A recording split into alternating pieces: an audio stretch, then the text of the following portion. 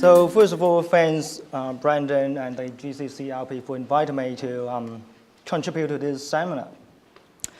And today my role here is more like to further develop one of the arguments made by Brandon earlier in relation to the policy implication of forestry. And I will focus on the forest, or more generally, the carbon market. My background is environmental economics, or economist, and also a political scientist. And I have been studying issues about carbon trading over the last 5 years. So this is something I want to address. Forest carbon offset are problematic, and this problem appears in the carbon market, and I would say more in the emerging carbon markets. The reality, one of the reality in the climate change policy development is that the carbon markets, multiple carbon markets all over the world are expanding. We look at the broader picture. First of all, we know that there are generally two types of carbon markets, the voluntary carbon markets and the mandatory regulation-driven carbon market. The first one, the voluntary carbon markets, or the market values of these markets, have been increasing. Over the last, from 2007, the market values was 63 billion US dollar in 2007. In 2011, it was 176, nearly triple over just a 4-year period.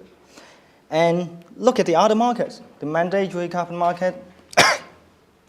Many countries and regions are developing their carbon market. Excuse me. So we look at this global picture.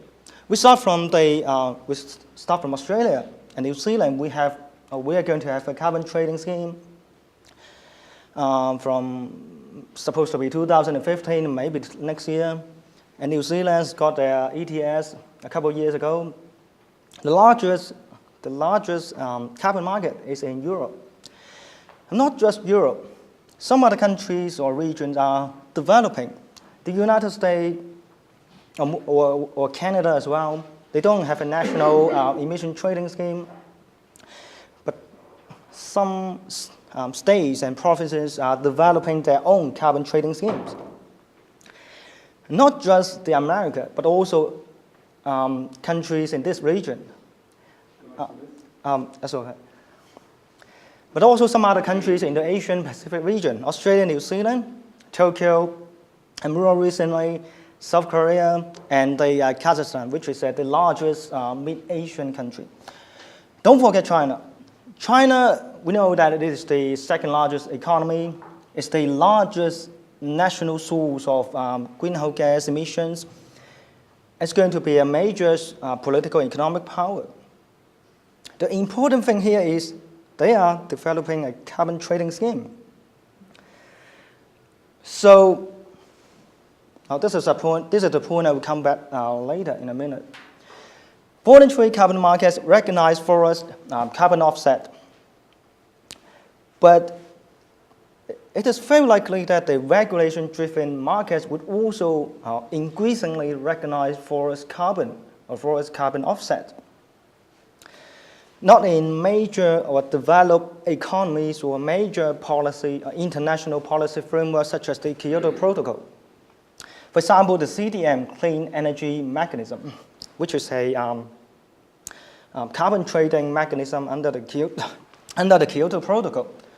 Forest carbon offset face a lot of hurdles under the CDM. Not many projects can get registration under the CDM.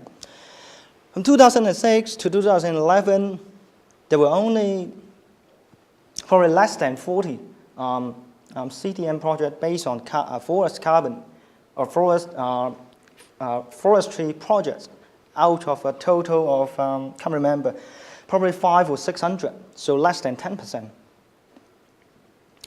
But it is also likely that the mandatory ETS will bring this carbon offset on board as well. And this is something we should be be careful about this, especially in the emerging carbon markets, such as China. They are motivated to develop their carbon or make use of their abundant forest resources to develop these resources into carbon offset and then sell it in the carbon market and to engage in carbon trading. We know that in carbon market, forests are basically a capital in the carbon market when you turn it into carbon offset. So this is money. Now you've got a lot of money. You want to further open up the carbon forestry carbon market. But as I said before, under the CDM, the forest carbon projects are not particularly popular, or the CDM people have some concern about this. So that's why we don't have many forestry-based carbon projects under the CDM.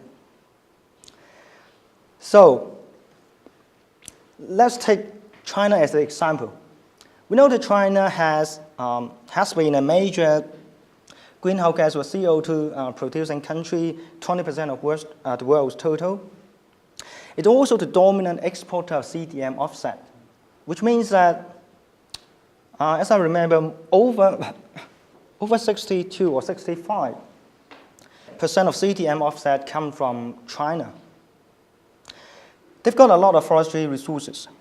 And in fact, in their national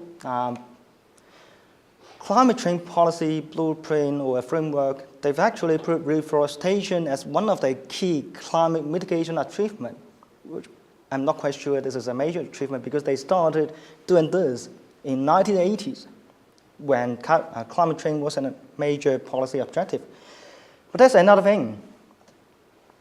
Not many Chinese CDM carbon offset projects are forest-based, probably 0.1 or 2%. They've got a lot of plenty of forestry resources, plenty of carbon offsetting potential, but they cannot get them through the CDM markets and to turn it into money. If you were China, what would you do? What would you think? You want to create your own market. You want to create your own market outside the CDM. This is what's happening. China is now developing a major national emission trading scheme based on 7 pilot ETS in major cities and provinces, including Beijing, Shanghai, and Guangdong province. They're actually developing a national emission trading scheme, probably from 2015 or 16. So what will happen here? The forest carbon market in China is just in the early stage, but they have the potential to further develop this carbon market.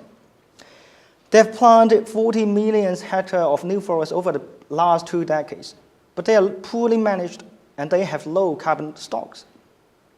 But still, they still want to trade forest-based or forest carbon offset within the domestic carbon market. There's one initiative we might pay attention. The carbon offset, we know that we need some formal standard to assess the quality of carbon offset. China is now developing a carbon offset standard called the Panelist standard. So what does this standard do? I would say Panelist standard accepts, and I would say this is actually targeted on forestry and agricultural projects. The first transaction based on the Panelist standard was a bamboo project. This is kind of plant forest, what panda eats. So this is one initiative. It's actually, we got one more, China carbon sink standard. I'm not much information on this, but you can look at the name and you can think about what kind of projects they would recognize. So very likely, globally, more carbon offset transaction will be based on forestry in the next decade. In fact, I just came across some data. 2012 report showed that in 2011 and 2012, the market values of forest carbon projects increased from $177 million to 237. So that's 34% up in just 1 year. So probably more this year or next year. So my conclusion here is carbon trading is becoming a major, probably a dominant climate change policy globally. And forest carbon offset is also becoming a key part of carbon trade, especially in emerging carbon markets such as China and also Brazil as well. As I understand, they are contemplating an emission trading scheme as well. So how confident are we in this emerging carbon market making use of forest carbon offset? So this is something I'll leave it for discussion. Thank you.